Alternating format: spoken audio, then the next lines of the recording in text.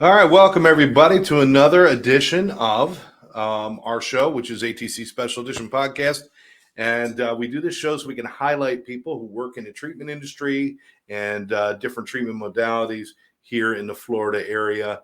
And really excited to have our guest here because Michael and I, we met how long ago? About 3 months ago, 4 months ago? Yeah, probably 4 or 5 months ago now. 3-4 months ago. We were in the training and he works at a great place. But this is Michael DePasquale. DePasquale.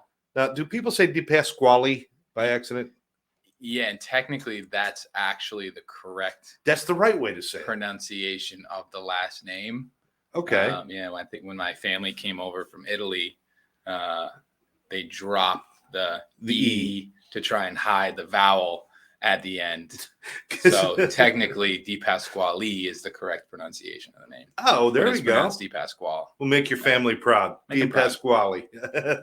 And mine is Jones, and there's nothing else you can do with that. You can't like overpronounce the S or anything. There's nothing. Well, anyway, I'm happy to be here. Michael, you work in the treatment industry right now. Listen, you're a smart guy, good looking guy. You're young. Why would you work in the treatment industry? It's a heartbreaker, right? It's a heartbreaker. It's a tough industry. It comes obviously with a lot of failure and relapse, and that's a difficult piece. I got in because of my own personal story. I'm a person in long-term recovery. I had my struggles with alcohol and drug addiction at a very young age. And, when I got sober and I figured out, my passion was to help people, specific to, what I had struggled with most, which was drug addiction and alcoholism. It just kind of made sense. And it was like the perfect harmony of my passion and then being able to turn something into a career.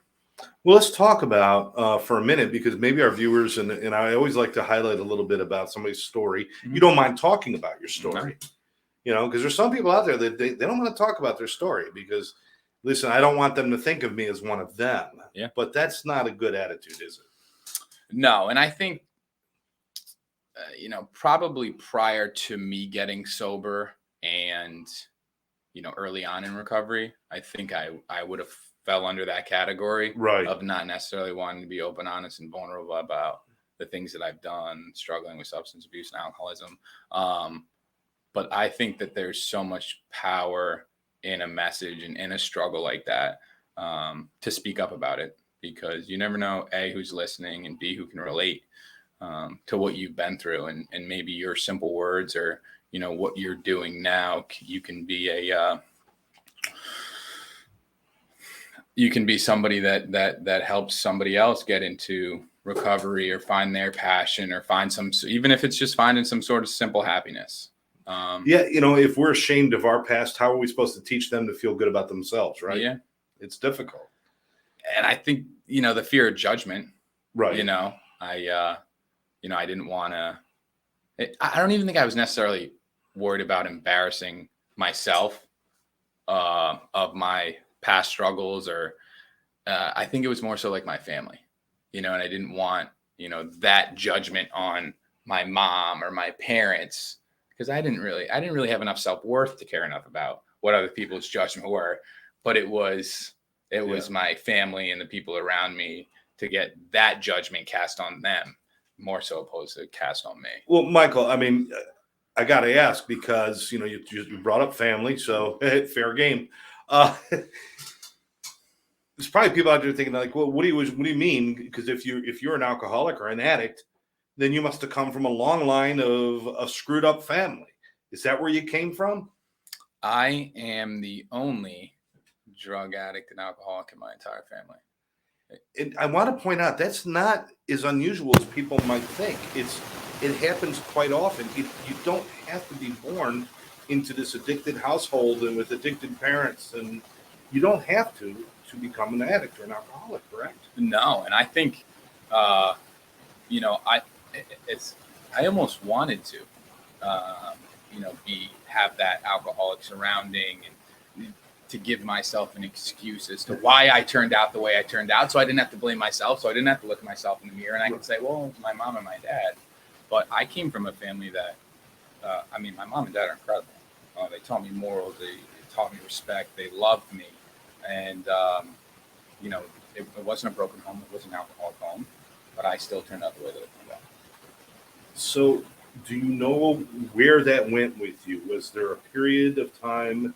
Was it, can you narrow it down to a period of time where you made that change when you started to move into that addictive lifestyle? Yeah, I think, going into middle school, I think that's when like the drugs and the alcohol started getting introduced to, myself and the people around me. And I remember I was probably one of the last people in my group of friends to smoke weed. Mm-hmm. I was so against it. I wanted nothing to do with it. I was the one judging you because you were smoking the joint after school. I was focused on sports. And then it was like any other high school story. The red Solo Cup and the keg and the warm 30 pack, weekend parties when the family was out for the weekend or even just out to a dinner. There was nothing extraordinary about it until I had a surgery. I broke my wrist my senior year of football. And that was really like my identity. Growing up was like sports. It was how my dad and I could connect. It was how my brother and I could connect. Everybody around me in my neighborhood, we grew up playing sports together. So like that was my true identity. I didn't know anything else. I didn't care about school. I really didn't care about much else other than sports. And when I had that injury, I knew I was a quarterback in my football team. I went to go throw the ball and I'd hit my hand on the offensive lineman's helmet in front of me. So I knew it wasn't good. Not your own lineman's helmet? My own lineman's helmet. Oh, you can't even blame them. No. His helmet. Wow. And I knew something was wrong. And I ended up calling a buddy after the game and was like, this happened. I can barely move it. I don't really know what to do. And that buddy was like, I have these pills you can take. I had a knee injury last year. I couldn't really move it. Take these. It got me through my season. See if it can help you get through your season. No problem. And at the time it was Percocet, and it helped me get through practice. It helped me get through the games. It helped me deal with the pain after the games. And it was just the perfect piece for me to continue my identity and what I was passionate about, which was playing sports. And then at the end of the season, the last game of the year, I got hit in my knee. They thought I tore my ACL. I went to the doctor to get an MRI of my MCL. My MCL ended up being fine. While I was there, I was like, can you just take an x-ray of my wrist? I think I might have sprained my wrist just to take a look at it. It ended up being a complete break of the bone. And because when the bones snap, they continue to rub against each other every time I threw. So it just created a huge hole in my wrist. So I had to take a bone graft out of my hip, put it in my wrist, put in 3 pins, and that was in thumb spike cast for the next 6 months. So with, I'm sure, much pharmaceutical assistance. And I remember it like it was yesterday. I was being rolled out of surgery on my way home. And as I'm, right before I'm leaving the doctor's office in the hospital, he slaps a piece of paper on my wrist, on my lap, and it was, Oxycontin. And wow, take one every 4 to 6 hours. And I took one every 4 to 6 hours, and it was fine. I won't say that I didn't like the feeling of it, and I just stumbled upon taking 2 every 4 to 6 hours, and then 2 was 3, 3 was 4, scripts running out early. And, again, this was brand new on the scene. Nobody had even mentioned it. We were just really drinking and smoking weed on the weekends, and that was right. it, and I didn't even know. So even at the beginning with that kind of, when you started to like go off script, and started to say, well, I'm taking 4 instead of 1 or doing something like that. We still had that mindset because you didn't come from a place where that kind of abuse happened. Yeah. So you still had the mindset that the doctor gave it to me. So even if I take an extra one, I'm still okay. It's still good, right? You weren't thinking about, I'm taking this because I love taking it. You really had it in your mind that it was okay to do that. Sure. It said it on the label. Yeah. And I think looking back, it's so easy to like put the pieces together. Hindsight being 2020. I had, even at a young age, well before even getting into high school, I had such an addictive personality. And if something felt good, I did it tenfold, even if it was eating Lucky Charms. If I like the taste of Lucky Charms, I'm eating 6 bowls. I'm not just going to have 1 bowl of Lucky Charms. I just eat the marshmallows out of them. Yeah, that's what I would do. That's good too. I would actually dump them in a bowl, take the marshmallows, and then pour it back in the bag. Boy, the family would be pissed. I think you can get them with just marshmallows. Can you now? Uh-huh. You see, that's the world we live in. Yeah. That's the world we live in. So you went through a lot. Yeah. Now, the whole time you're doing this, you start partying in high school and junior high and high school, but you're still playing football, still holding it together. Now football's over. Mm-hmm. You're taking these pills. Mm-hmm. You're probably doing more and more drugs. Did your family start to notice a difference, or was that when things started going south with you? So I was an 18-year-old kid, a senior in high school. You couldn't really tell me anything. I was going off to college. I was going to play baseball. My path was kind of paved for me. So you still had the sports to hold you together somewhat. Yes. Okay. And it was a tough position to be in. I was in that thumb spike cast for 6 months. I knew I was missing a majority of my senior season in baseball. There wasn't really much I could do about it. But I didn't have overbearing parents. I mean, they were great parents, and they held the line, and rules and curfews and all that stuff were in place, but they weren't overbearing. I mean, I was a senior in high school. I was 18 years old. So there really wasn't much that they could tell me. So I was kind of out most of the time. So there wasn't a microscope on me, and there, from the outside looking in, everything looked great. I was going to the University of Rhode Island. I was going to play baseball. I just finished a football season. My grades were good enough. They knew I wasn't a scholar in any way, but there was never that microscope on me. So they never really noticed any major difference. Okay. And, my mom tells the story a lot until it was probably late in my senior year. My neighbor was the secretary of our high school. And I'm from Rhode Island, smallest state in the country, very small town. My mom was the kindergarten teacher. So if you went to public school in my town, you had my mom as a kindergarten teacher. I think each town in Rhode Island has 5 houses. Or 5 or 6. Maybe 6. They've expanded a few houses over the years. Yeah, it's a small state. So it was like everybody knows everybody type of town, and everybody likes to get in everybody's business. And I was skipping a class. I was, the people who were around me day to day started noticing differences. And that secretary from my high school called my mom out of concern and was like, I think something's not right. I don't know what it is, but something's not right. And at that point, I couldn't. There's those transitions and those steps of addiction, and it was the prescription pills, and then that prescription abruptly stopped, because I was taking them not as prescribed. They ran out early, and I only had 3 months worth of them, and then there was no refill.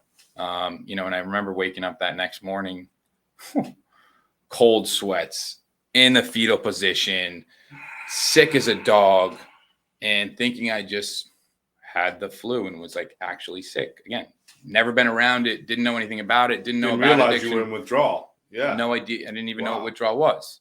So a buddy of mine called me. We were just taking him recreationally. He's like, come over to my house, bring some of the oxys, we'll go and do whatever. I was like, dude, I can't. I can't get out of bed. I'm sick. He's like, no, dude, come. I'm like, dude, I don't even have any anyway. So, we'll figure something out when I feel better. He's like, well, you don't have any. I was like, no, I've been taking any since yesterday morning. He's like, well, I don't know if you're necessarily sick. I think you're going through withdrawal. Force yourself to get up, come into my house, and we'll go figure it out. And then we get our own on the street, and like out of somebody's mom's medicine cabinet, right, and take it, feel better. So at that point, it was like my brain says, you were so sick, feeling like death. Now you take this, now you feel normal. So in order for you to feel normal and run from that feeling like death feeling, all you got to do is take this. And that's really when things started to explode. Wow. Now, how old were you at that point? You were like, what, 18, 19? Mm-hmm. Okay. How fast did things go downhill for you when that really hit and you started buying the street drugs? I mean, was it a pretty good slide? Yeah, it was this is all towards the end, the second half of my senior year. Within a month of me having to go out and buy prescription drugs on the street, it maybe took another month before I tried heroin for the first time. Wow. Mm-hmm. So you've gone from essentially the perfect family life. Mm-hmm. I mean, nothing's perfect, but, obviously, yeah, loving family, not even having a clue about the world of addiction and what goes on out there, yeah, to injury, kid stuff, experimenting, injury, taking pills, buying them on the street, and then transitioning into heroin. Yeah. All that can happen that fast. Yeah.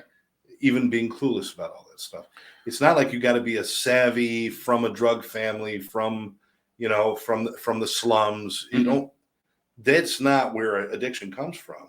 No. Are you meeting a lot of people that have a beginning a lot like yours? More, yeah. Like sports or some sort of injury, or even I know somebody who became addicted because they had migraines. They got prescribed something that was ridiculous, and next thing you know, they're addicted. It happened. I see it probably more frequent than not nowadays, right, especially with people my age. It's not like I woke up at 13 years old and said, by 18 years old, I got goals for myself. I want to be a heroin addict by 18. And nobody in their right mind wakes up and says that. I'm a firm believer in everything in life happens for a reason. And if it didn't happen the way that it happened, it was going to happen another way. Because this was my true divine destiny, and allowing it to play out the way that it did, and then being on the other side of it, there's been so many blessings. It sounds weird, but no, absolutely. But I mean, thank God there's people like you who can now share their story and then connect with people. Yeah. Because there's so many people. A lot of people have the wrong idea about. Not every addict who walks through the doors of treatment centers or even AA or NA or something know what's going on with them. A lot of them don't. And they don't realize, they don't know how did it get so bad so fast. Right. They need people like you to say, I've been there. Yeah. And there's no explanation for how it went from 0 to 100. All we know now is that we could change that. Yeah. Yeah. So what was obviously once it speeds up, it goes crazy, out of control. What was it when you reached that point in your life when you said, I'm not living right, or something's not right here? I don't think it necessarily ever felt right. There was always like that turmoil inside. Like I said, great. But you were able to shove it down and just, yeah. The drugs did it for me. I didn't have to shove anything down. Right. But I think, I remember that call with my friend like it was yesterday. And my friends were great people. They weren't like, he was not to turn you into an addict. No, because he didn't know either. But I remember the call like it was yesterday. I was an 18-year-old kid. I didn't have an allowance from my parents. I didn't have any money, so I couldn't afford buying these $30, $50 prescription pills on the street. Yeah, when my habits 2-3 pills a day at 18 years old. And he calls me. I'm sick again. He's sick. And he's like, dude, I can't find anything, but I know a buddy who can get us a bag of heroin for $10, and it'll do exactly what those 3 or 4 pills did tenfold. Yeah. And I hung up the phone because I'm an 18-year-old kid, great family, morals were instilled, loved, everything on the outside looks great. I'm going to college. I'm going to play baseball. And now the second half of my senior year, I'm talking about heroin. This ain't me, So I think like that back and forth started happening on that phone call. Now the sad part about this whole thing is 3 minutes later, you still did it. I called him back and said, let's talk about this. Yeah. What is this? What do we got to do here? And on that day, I made that transition from prescription, prescribed by a doctor, prescriptions pills on the street to, trying heroin. It's amazing how we draw that line and we say, okay, this is acceptable, but I will not do that. And then it's like, okay, I'll do that, but I'm not going to do it this way. I'm going to do it, I'll do heroin, but I'm not going to shoot it. I'm not going to do this. Or, right. And then we keep crossing these lines until one day you run out of lines to cross. And again, it's like when you feel that fetal position, sweating in you're running from that the entire time. Absolutely. So when you're sitting in that, whatever you think you weren't going to cross, you're going to cross because you are ultimately running from that feeling like death. Get me out of my skin. I'll do whatever it takes, even though 30 minutes later I said I'd never do that. So you're in recovery now. Mm-hmm. How long have you been in recovery now, if you don't mind? 8 years in August. 8 years. So 8 years ago, we weren't dealing with things like fentanyl. No. We weren't dealing with those things. I mean, you're seeing this now, working in treatment. You're seeing fentanyl, and we're seeing it. And the worst part is we're not seeing it because people are dying. They're never even getting to us. Mm-hmm. There must be part of you that's like, thank God I avoided that. Yeah. Because if you were picking up heroin and you were new, didn't know who you were getting it from and all that stuff, you don't know what could have been out there. Does that cross your mind now, just thinking, thank God? Yeah, it's definitely a thank God. It's definitely very scary. There's definitely a lot of compassion in knowing that, again, even if you know that bag is fentanyl, even if you know that it could be fatal, again, we're talking about the lines that we're crossing. Yeah. It doesn't matter. And fentanyl, right when I was getting sober, just started coming on the scene. Right. It was so new. When I would pick up from my drug dealer, he would say, careful, there's a little fentanyl in this. It's new. A pinhead could kill you. So we've diluted these. I mean, these are shady people from Providence, Rhode Island, who weren't really your friend, but they wanted you to come back. They didn't want to kill you, but it was so new that they were letting you know, be careful. Yeah.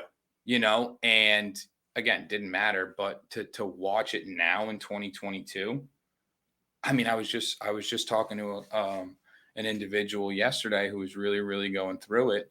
And he was kind of trying to big book thump me and sitting with 2 days sober. He's like, well, I think I'm going to try smoking weed. I said, okay, that's your decision. Yeah. I would ask yourself if, have you exhausted all options? Right. And he said, well, I remember reading in the big book, if there was ever a shadow of a doubt, to go out and try controlled drinking. And I said, yes, there is a piece that says that. Let's try and put it into context. And that book was written 80 years ago when there was just alcohol and that you could go out and try controlled drinking. It doesn't say in the book, go out and try controlled fentanyl use.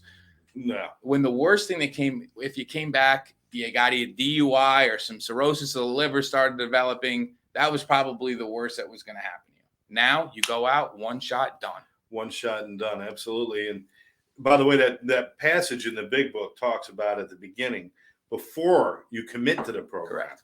Once you commit to the program, nowhere in the book does it say, well, if you ever just start to lose faith, go ahead and go drink for a little while and come back. It doesn't say that. It's nowhere. Standard manipulation. Wow. But we'll twist anything we want, right? I've done it a million times. If I knew that was in the big book coming in, I would have used it myself. That too. So here you are. You've been sober for a long time. You're working with Legacy. Mm-hmm. Proud to work with Legacy? Oh, I couldn't see myself working for another treatment provider. And I've worked for other treatment providers.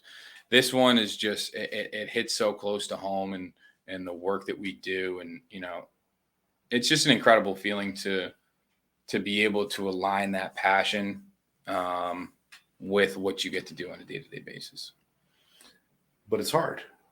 Yeah. We in this industry, and there's places that say, listen, you have to turn off your emotions because some are going to die and you just got to get over it. It's just the way it is. But I don't believe in that. I don't believe you should be able to turn off your emotions. And I don't think you're one of those people who can either. So when you have those sleepless nights because we've lost somebody that we care about or somebody that was trying, how do you get motivated for the next day? What is it that keeps you going when we lose somebody? I think that is the motivation for me when we do lose somebody, because I'm a questioner, and I'll lay in bed and ask myself, is there something I could have said differently? Is there something that I could have done differently? Did I do everything that I was supposed to do from my standpoint to try and help? Yeah. Am I playing God in that position? Probably, because I know that I can only be a power of example. I don't get anybody sober. Right. But I can only lead by example and hope that others will follow if it is that they choose to do. But I don't think it's wrong to look at things and say, could I have engaged that differently? Sure. Is there something I could have done, knowing that there's a whole series of people they've met in their lives that each one is saying the same thing? What could I have done? And maybe if we all think that way, we'll all start doing more to help people, and that would be good. But but you can do anything else you want to do. I mean, you can go work in a gym if you want. And it would be less stress. So are there moments when you say, this is why I do that? Do you have those like aha moments and those miracle moments, I call them? Yeah, I think it's the success stories. And, it's the families for me. It's working with the moms. I have such a great relationship with my mom. Like that's my soft spot. So being able to work with most, because, doing what I do and, helping get people from their home and the addiction into treatment and that whole hand-holding process and interventions and, helping families and set those firm boundaries. In 2008, 2009 to 2014, when I was going in and out of treatment, my mom didn't have anybody like that. There wasn't really somebody that was going to be doing that hand-holding and you should do this, or I should, set the boundary here. Don't do this, do this. So to be that for somebody else's mother, I think is where that passion and like getting up every single morning, even though, you're going to walk into a bunch of failures in this, setbacks in this industry, that's what kind of keeps me motivated and to do more. I think that's excellent that you've taken your past experience and said, how can we do this better? Yeah. And I know that, meeting other people at Legacy, it is all about that. It's like, okay, everybody can do the cookie cutter approach, but how can we do things better? Yeah. How can we do things better for the client, for the family, for our employees? Yeah. Because happy employees also create a better place. Yeah. So, I mean, are they achieving all of that? Are they reaching for stars at Legacy? Yeah. It's definitely. You smile when you say it. It's great. It's because I get to see the integral workings of, who we are and what we do and the behind the scenes stuff, as well as the boots on the ground stuff. It's a facility and it starts at the very top. There are two owners who, have their own background and their own history and their own passions, and, never settling and constantly pushing to do more it's instilled. And it goes from the top all the way down. And that's just such a cool work environment to be in on a day-to-day basis, because to be pushed from a professional level, and then in turn, from a recovery standpoint, because there are people in recovery, and then, in your own personal life, you just see that kind of growth in all areas of your life. And it just makes coming to work every single day easy. Awesome. And the funny thing is there's so many treatment centers out there that are there, and where, they bring clients in and they sit them down and say, okay, we want you to grow. We want you to learn. We want you to do this. But they're coming from a point of view in a company that hasn't grown or changed an idea in 20 years. Right. And it's like, you've become stale. How are you going to make people excited about recovery if right. you're stale? You got to be excited about what you do. And I can tell that you are. Yeah. And that's a good thing. Yeah. But let me tell you, there's a lot of people that get tripped up trying to find a place to go. Mm-hmm. The internet will lie. You get a great picture of this beautiful place that's on the beach. Turns out the things in Arizona, there is no beach. There's a lot of things. How is somebody going to know if they're choosing the right place? Whether they're choosing legacy or looking for something else, what should parents be looking for, and what kind of questions should they be asking? Yeah, and it's definitely, everything you brought up is super valid, because the internet can lie, and it's difficult to trust somebody over the phone for, in a 15-minute conversation. Is this the right place or is the wrong place? I think questions that you should be asking is, how long have you been around? What are the credentials of the directors in your facility? What does your medical director look like? What does your clinical director look like? Your owners, what's their background and history? And what is the treatment modality? Why is your treatment center that I just Googled going to be the best fit for my son? And give as much information on the background of your child or your loved one, what they're struggling with, because, I think a buzzword, in treatment now is like that individualized therapy. And is it individualized? It's been used so much that you can't believe it anymore. Right. Is it individualized? Yeah. Or is that just a hot buzzword? Yeah, it's like the word holistic that got ruined over the years, right? And I think we fell victim to that as well, in terms of, our trauma therapy. I see more and more people come in here and needing specific trauma therapy because of the things that had happened in their past. And, we had an amazing EMDR program, that we helped use and treat trauma. Now that was just one modality. And EMDR is more specific to an individualized specific trauma. Yes. If there was trauma over a long period of time, it's probably not going to be all that effective. On top of, it takes 6 weeks. So if you're not willing to do the 6 weeks, if you're not willing to stay in treatment for 6 weeks, if work doesn't allow you off of work for 6 weeks, that specific modality is probably not going to be the best for you. Because you don't want to open up that can of worms without being able to really put a finish on it. Right. You can't just open them up to all their emotions and then send them out in the street. Right. So I get that. Yeah. So when we really took a look at it is, are we practicing what we preach from an individualized therapy standpoint from this specific trauma aspect? And we brought on a doctor who had 12, 13 different trauma modalities, so that you can come to us. What is your trauma? Tell us what your trauma is. And then we'll hand pick and cater what the most effective trauma treatment for you is going to be. So we're not jamming that square peg into the round hole and saying, you have trauma, you do EMDR. Instead, it's tell me what your trauma is. And then this is what we're going to figure out for your trauma to be as effective as possible. That's important. Now you're talking about individualized care. Right. That's time consuming sometimes. And it's an exploratory mission, because many of your clients that walk through the door, you might be looking for where is their trauma centered or what's going on. They might not even know. It might take a lot of time, and it takes a lot of individual attention to find those things out. But you guys are willing to put the time in for that. I think you have to. If you want the greatest reflection on the treatment center, I think, is the success stories. Yeah. And that recidivism rate. And where is your recidivism rate? Do you keep having the same people coming back over and over again? And not to say that's not going to happen. That's kind of the name of the game. But it should not be your business model. But that can't be your business model. But it was for a long time down here in South Florida, and it still is with some places. Sure. I don't like them. I don't deal with them. But I think it's important to look at, the best reflection of a treatment center is going to be those success stories and the people that are one and done, and that they can go home and say, I'm sober. I have my family back. My life is getting back together, and reducing that recidivism rate. And we go through that with such a fine tooth comb at Legacy to see what is that recidivism rate? Why are we seeing certain people back? What can we do different? If they do come back, let's cater and tweak that individualized treatment plan, because what worked may have not worked before. Let's try something different.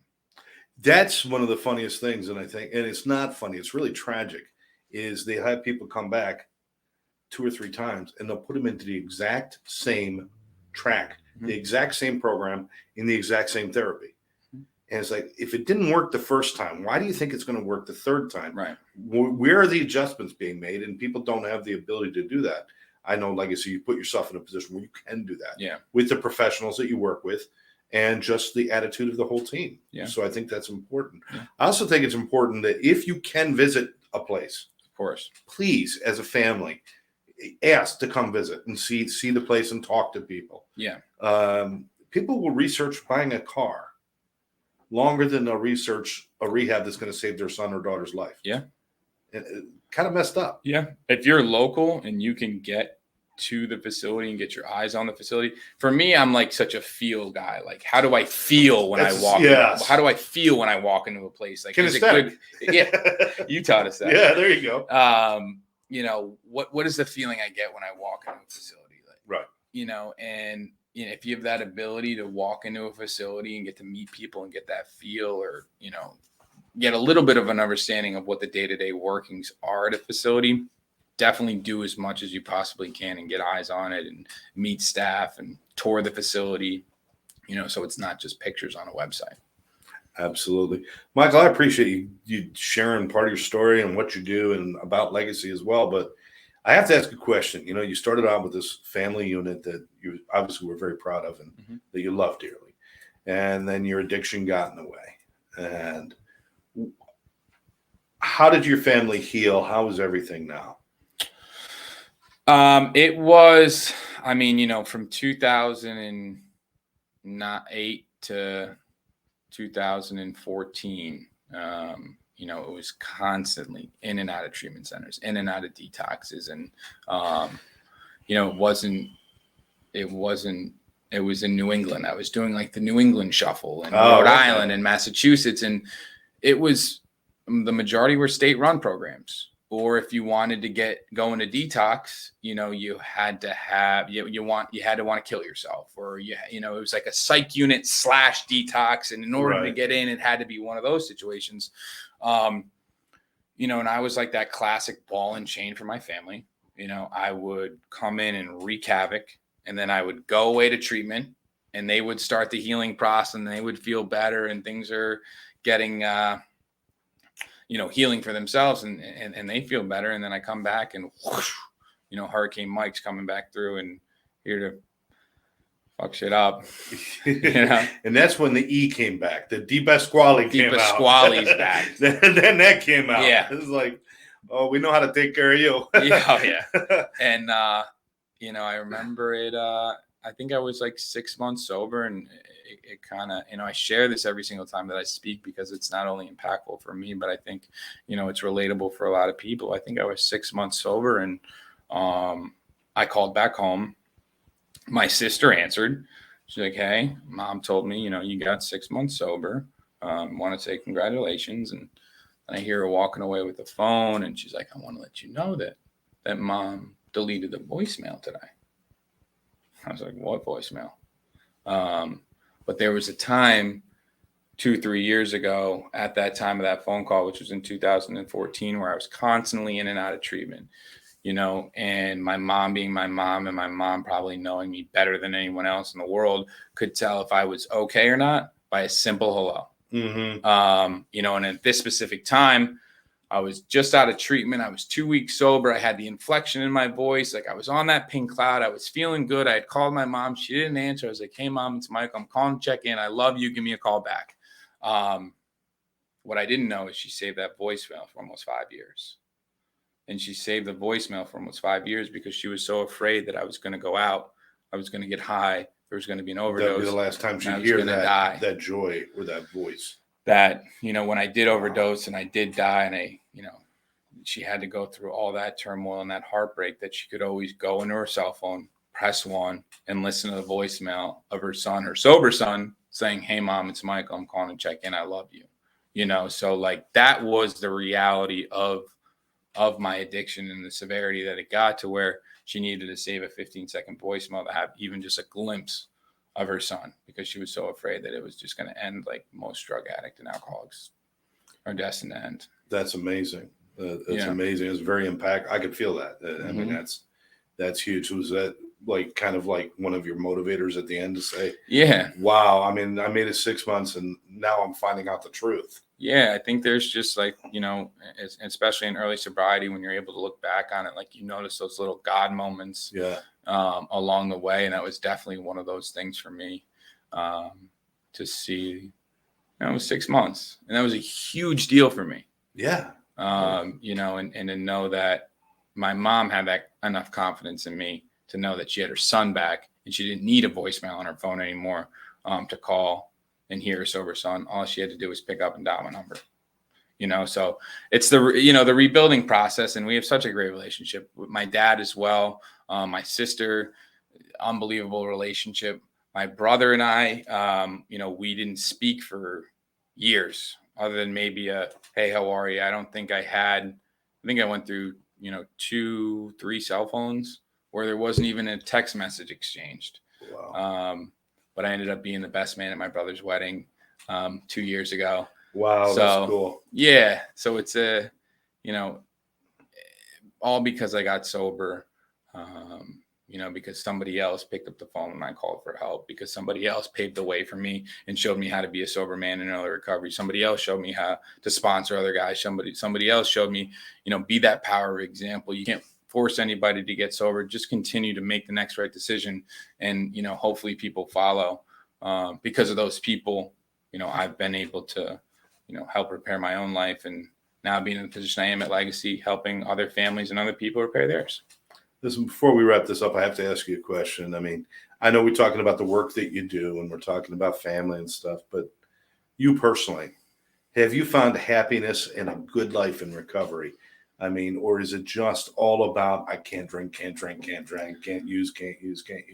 Or is there a real life out there? No, there's a real life. And I don't think that I would still be doing this 8 years later if it wasn't a real life, because I am that real deal drug addict and alcoholic. And it is still sometimes about instant gratification. And if I'm not feeling good right now, I'm still able to take a step back and look at things from a 50,000 square foot view and say, okay, it may not be okay now, but I've been through enough trials and tribulations in my life to realize that if you continue to push through and you continue to go through that uncomfortability, there's so much growth on the other side of that, to where you just continue to experience the blessings and recovery. And, 8 years or coming up on 8 years. I don't have the attention span to keep doing this journey in recovery if I wasn't truly happy in my core, in my soul, in my heart. And I'm sure your go-to friends these days are not the ones who would offer you heroin for a bad back, And now you got different people in your life now. Even if like you said, they weren't evil and they weren't trying to hurt you back then. But you got healthy people that'll push you towards growth in your life, right? The funny part about that is those two people that I spoke about in that story, one has 10 years and one has 11 years. You're kidding me. Mm-hmm. Oh, those were those people for me. Wow. So you all have something. Wow. That's really cool. Yeah. Yeah. So they were, those were those pioneers in recovery that I was just talking about, that showed me the way that I had gotten high with. And I was a drug addict who didn't share with anybody. Those were the only two people who I had really gotten high with. And for them to turn that page and for them to get sober and for them to start that journey, I was the last to come around of us three, but those were those people. And it's cool to be able to think about how surreal that is. You go back, years back, and it's like you're scamming on the phone to try to figure out how to buy heroin. Yep. To forward a few years, you're on the phone trying to figure out, hey, how do I feel more gratitude today? How do I do this today? And that's surreal. And those are the conversations. That is surreal. Mm-hmm. So many of us didn't have an opportunity to have that happen, where people from our past have been able to either follow us or precede us into recovery. So that's really a blessing for you. That's cool. That is cool. The fellowship activity programs, beautiful thing. It is amazing. It is amazing. And it's amazing that you're willing to share your story. I do appreciate your time, Michael. If somebody wanted to find out more about Legacy, how would they look up Legacy up or give them a call? You can simply Google www.legacyhealing.com. Right. Our numbers are on there. There are real pictures of our facility. You can share my information. You can check out our Facebook, our Instagram. If you want to put your number out there, you just tell people. 401-569-7636. That's my personal cell phone. I don't have a work number. That is the number I give out to everybody. I'm always available. If I don't answer, it's probably just because I'm on the phone and I'll call back. But I think what sets Legacy apart is those intangibles, the people that work for us, the ones who show up every single day to help other people heal because they've experienced that for them in the past. Well, I know that the first time I went to Legacy and we trained in that little room, we had a group of us in there, and I thought, okay, it's nice that there's a handful of these people that are just kind of get along with each other. And it's all good. But the whole company can't be like this. But everybody I meet, and as I move forward, I realize everybody is. Yeah. And I guess you don't have room for people who are going to be discontent, right? No. I think that's just kind of, who Legacy attracts is those people who are passionate and, want to show up to work every day and make an impact on somebody else's life. And it's not just a clock in, clock out. And it's a true lifestyle. So I think that's the coolest part of working there. It's the people that we're able to work by and side by side with every single day. Well, I want to thank you for everything you do and for your good spirit and for your sharing your recovery with everybody. That's important. I appreciate it, man. I appreciate you having me on. I want to thank everybody for joining us as well. You've been watching a special edition podcast from ATC, and you can check us out on the ATC network on YouTube. You can go to Addiction Training Center on Facebook, but most importantly, like this, share it with your friends, and make sure you register so that we can send you information about trainings and everything else that we have coming forward. For now, thanks for joining us. I want to thank Mike DePasquale, and if he's in a mood, that's DePasquale, and Scott Jones here. I want to thank everybody for being here. We'll catch you next time right here at ATC.